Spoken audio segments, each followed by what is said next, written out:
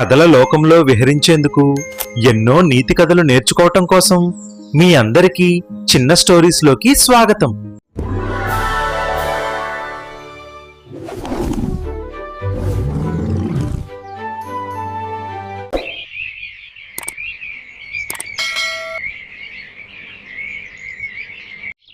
Hello పిల్లలు, ఈరోజు మనం ఇంకో కొత్త కథ నేర్చుకుందాం. ఈ కథ ద్వారా మోసగాళ్లకు దూరంగా ఉండడం ఎంత ముఖ్యమో తెలుస్తుంది. ఈ కథ పేరు కాకి నక్క. ఒక ప్రశాంతమైన అడవి ఉంది. అందులో పక్షులు, జంతువులు చాలా హాయిగా ఉన్నాయి. ఆ అడవిలో ఒక కాకి ఎగురుకుంటూ అడవి మొత్తం తిరుగుతూ ఉంది. అక్కడ దానికి ఒక మాంసం ముక్క కనిపించింది. వెంటనే ఆ మాంసం ముక్కను తన ముక్కుతో పట్టుకొని ఒక చెట్టు మీదకు ఎగురుకుంటూ వెళ్ళింది.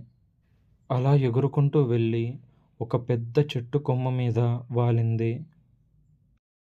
అయితే అలా మాంసం ముక్కతో ఎగురుకుంటూ వచ్చి పెద్ద చెట్టు కొమ్మ మీద వాలిన కాకిని దూరం నుండి ఒక నక్క చూసింది. ఆ కాకి దగ్గర నుంచి ఎలాగైనా మాంసం ముక్కను లాక్కోవాలి అనుకుంది. వెంటనే ఆ కాకి ఉన్న చెట్టు దగ్గరికి వెళ్ళి ఆ కాకితో మాట్లాడడం మొదలుపెట్టింది. నక్క కాకిని పొగడడం మొదలుపెట్టింది. నక్క కాకితో, నీలాంటి అందమైన పక్షిని నేను ఈ అడవిలో ఎప్పుడూ చూడలేదు. నీ కళ్ళు మెరుస్తూ చాలా అందంగా ఉన్నాయి. నీ రెక్కలు మిలమిల మెరుస్తున్నాయి అని పొగడ్డం మొదలుపెట్టింది. నక్క అలా పొగడడం కాకికి చాలా బాగా అనిపించింది. ఇంతకుముందెప్పుడు ఎవరూ కాకిని అలా పొగడలేదు. నక్క అదే అదునుగా భావించి కాకితో, నీ గొంతు చాలా బాగుంటుంది, నువ్వొక్కసారి పాడితే వినాలని ఉంది అని చెప్పింది. వెంటనే కాకి ఏమాత్రం ఆలోచించకుండా పాడటం మొదలుపెట్టింది. పాడడానికి తన నోరు తెరిచేలోపు ఆ మాంసం ముక్క నోటిలో నుంచి జారిపోయి కిందకి పడిపోయింది. ఇదే అదునుగా భావించిన నక్క ఆ మాంసం ముక్కను పట్టుకొని అక్కడ నుంచి వెళ్ళిపోతుంది. కాకి మళ్ళీ ఎంత ప్రయత్నించినా ఆ నక్క దొరకలేదు.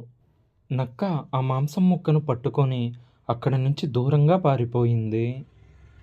కాకి ఇది చూడడం తప్ప ఇంకేమీ చేయలేకపోయింది. నక్క మాటలు నమ్మిన కాకి చివరికి తన ఆహారాన్ని కోల్పోయింది. కాబట్టి పిల్లలు, నక్కలాంటి వాళ్ళు మాయమాటలు చెప్పి మనల్ని మోసం చేయడానికి ప్రయత్నిస్తుంటారు. అలాంటి వాళ్ళు మన దగ్గర ఉన్న వాటి కోసమో లేదా వాళ్ళ అవసరాలు తీర్చుకోవడానికో వస్తారు. కాబట్టి వాళ్ళని ముందే గుర్తించి వారికి దూరంగా ఉండాలి.